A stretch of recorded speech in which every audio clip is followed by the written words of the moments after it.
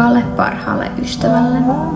On vaikea pukea sanoiksi, mitä sinä merkitset. Ei siksi, ettei olisi sanoja, vaan koska mikään ei tunnu riittävän. Sinä olet ollut se, joka jää, kun muut lähtevät.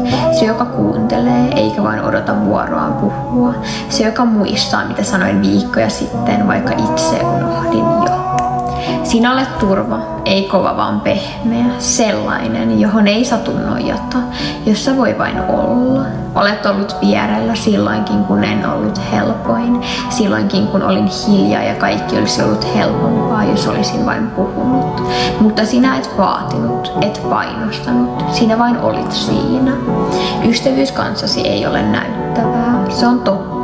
Ei ilotuletuksia, mutta aina valoa. Ja juuri siksi se merkitsee enemmän kuin osaan sanoa, koska tiedän, ettei tarvitse sanoa kaikkea. Sinä ymmärrät vähemmästäkin.